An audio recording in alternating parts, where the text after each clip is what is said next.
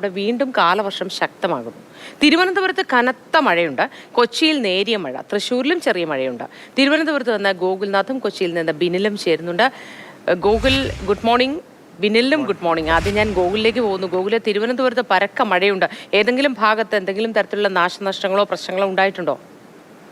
മോത്തി, എടുത്തു പറയേണ്ട ഒരു കാര്യം, ഇന്ന് രാവിലെ തൊട്ട് കനത്ത മഴയാണ്. കഴിഞ്ഞ ദിവസങ്ങളിലൊക്കെ ആയിട്ട് കേന്ദ്ര കാലാവസ്ഥാ വകുപ്പിൻ്റെ അടക്കം നിർദ്ദേശങ്ങൾ ഉണ്ടായിരുന്നു, മഴ പെയ്യുമെന്നടക്കമുള്ളതും. പിന്നെ ശക്തമായ കാറ്റോടുകൂടിയ ഇടിമിന്നലോടുകൂടിയ മഴ ഉണ്ടാകുമെന്നായിരുന്നു നിർദ്ദേശം.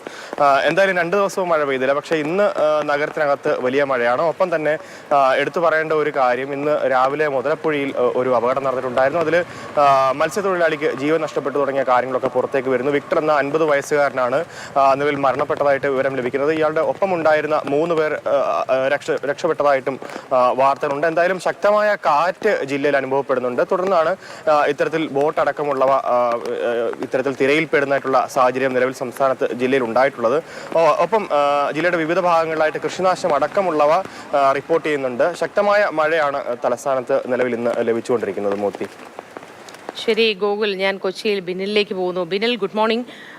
ബിനിൽ, കൊച്ചിയിലെ മഴ എങ്ങനെയുണ്ട്? സാധാരണ പെട്ടെന്ന് തന്നെ വെള്ളക്കെട്ടാവുന്ന പ്രദേശമാണ് കൊച്ചി. ആ തരത്തിൽ എന്തെങ്കിലും ബുദ്ധിമുട്ടുണ്ടോ അവിടെ?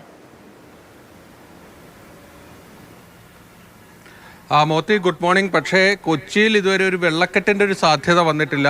ഇപ്പോൾ നമുക്ക് ദൃശ്യങ്ങളിൽ കാണാം, ഇതുപോലെ ചാറ്റൽ മഴയാണ് രാവിലെ മുതൽ. അതായത് ഒരു 5 മണി മുതൽ തന്നെ മഴ ഇത്തരത്തിൽ തുടർന്നുകൊണ്ടേയിരിക്കുന്നു. കഴിഞ്ഞ 2 ദിവസമായി കാലവർഷം ശക്തമാകുന്നതിൻ്റെ ലക്ഷണങ്ങളുണ്ടായിരുന്നു. പരക്കെ മഴയായിരുന്നു.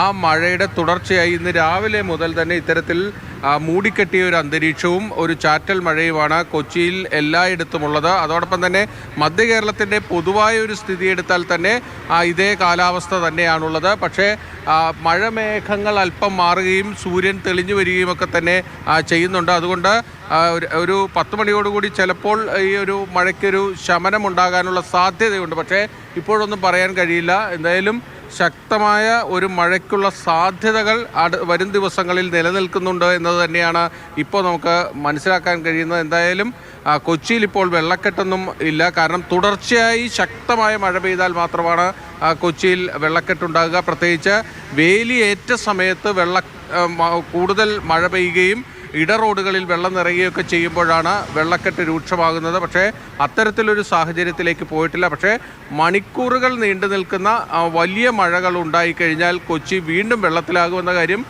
തീർച്ചയാണ്. ഇപ്പോൾ ഒരു നേരിയ മഴ മാത്രമാണ് കൊച്ചി നഗരത്തിലും മധ്യ കേരളത്തിൽ പൊതുവിലുമൊക്കെ ഇപ്പോൾ അനുഭവപ്പെടുന്നത്.